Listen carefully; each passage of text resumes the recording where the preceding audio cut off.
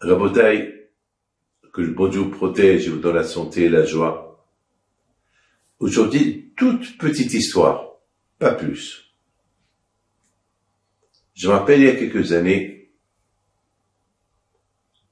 il y a peut-être, je sais pas, 20 ans, lorsque le grand rabbin de France, Rabbi Youssef Sitrouk, alav shalom, il était malade, il avait un AVC, et il était entre la vie et la mort, il était à l'hôpital.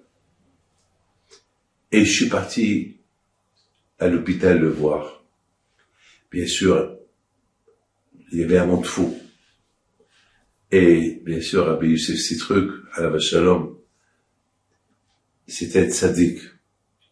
On était les deux amis.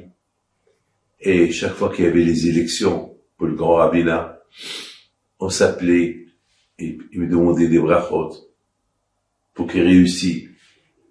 Et toujours, on se rencontrait dans les galas, chacun à sa façon, pour essayer d'aider et soutenir toutes les associations de l'époque. Et grâce à Dieu, il a tiré un monde fou, les cours qu'il faisait. Et moi aussi, au Hachem, j'ai tiré un monde fou, les cours que je faisais. Et on se respectait. Et lorsqu'il tombait malade, bien sûr, toute la France a tremblé. Et j'allais le visiter de temps en temps. Un samedi soir, je suis parti avec mon fils Rabbi Raphaël et le visiter, et j'ai pris avec moi la canne de Rabbi Haïm Pinto. Dans ma tête, un miracle va se passer maintenant.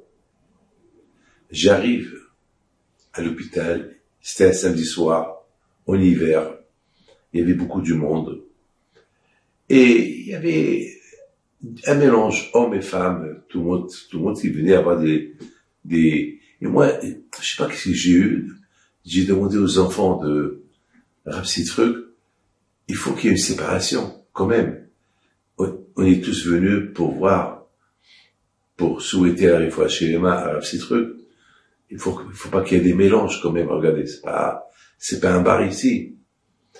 Et vite, tout de suite, j'ai commencé à crier, s'il vous plaît, vous aimez Rav Sitrouk, alors respectez-le. Maintenant, on est venu pour lui souhaiter la réfoua chez les mains.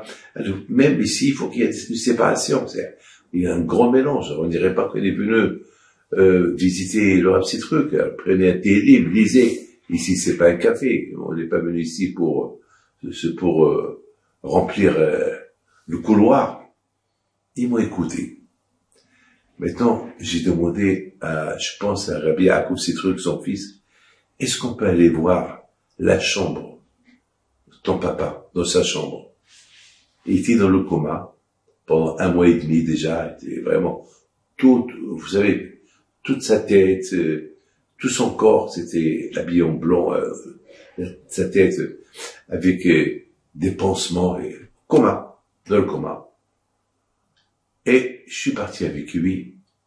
Au départ, ils m'ont pas laissé rentrer, parce que, bon, après, avec des connaissances, ils nous ont laissé rentrer. Et je suis parti avec Rabbi Yaakov Sitrouk et son fils, et mon fils, pardon. Et je suis parti avec la canne. Et on arrive à la chambre où il y avait Rabbi Sitrouk. Bien sûr, j'ai un peu Télim, et je vous rappelle, il était dans le coma. Je prends la canne de Rabbi Haïm Pinto, je la mets sur la tête. Je la mets sur sa tête.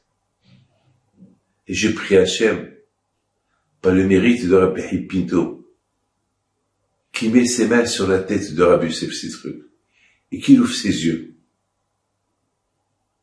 Vous ne voyez pas? Au même moment, Rav Sitrouk, il a ouvert ses yeux. Il a ouvert ses yeux. Il y avait son fils, il y avait moi, il y avait Rabbi Raphaël, mon fils. On a vu son pied, il a bougé un peu. On était heureux, on était content, le miracle s'est produit ce soir là-bas. On a quitté, on a averti l'hôpital, et tout le monde a vu ce grand miracle ce soir là-bas. Et Baruch Hashem, à partir de ce samedi soir, Youssef Sitruk, il a commencé à guérir plus en plus jusqu'à Baruch Hashem.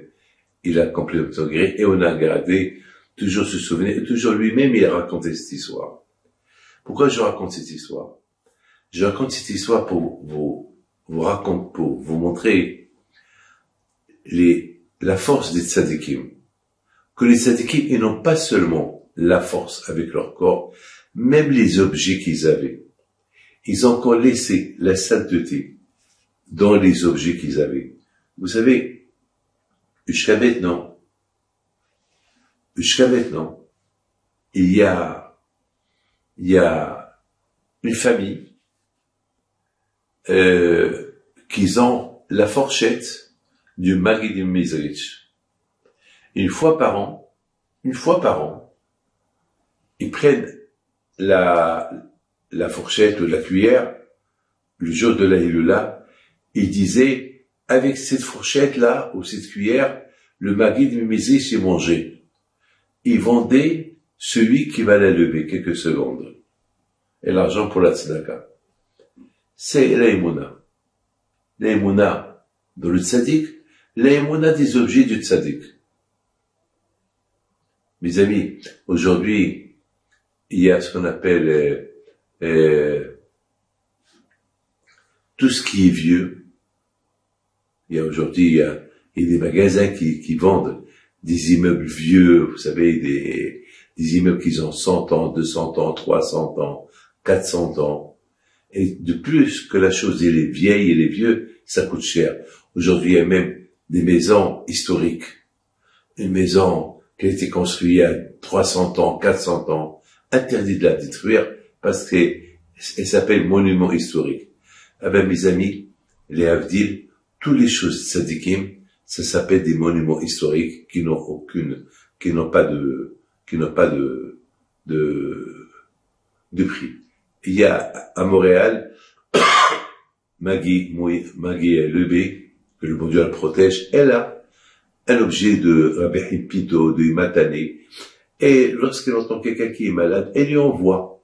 Et ça fait son bénéfice. La canne de Rabbi Pito, elle se trouve aujourd'hui en Argentine. Et elle a fait des millions de miracles. Que le bon Dieu protège dans la santé et la joie. Amen, que l'âme de Rav Sitruk, Alav Shalom, repose en paix. Amen, ça, c'est la canne de Rabbi Pito, qui se trouve aujourd'hui en Argentine. Elle a fait des milliards de miracles. Elle est là. Celui qui la garde, je ne peux pas lui prendre. Pour le moment, elle est chez lui. Que les échos de Tzadik soient avec vous. Amen.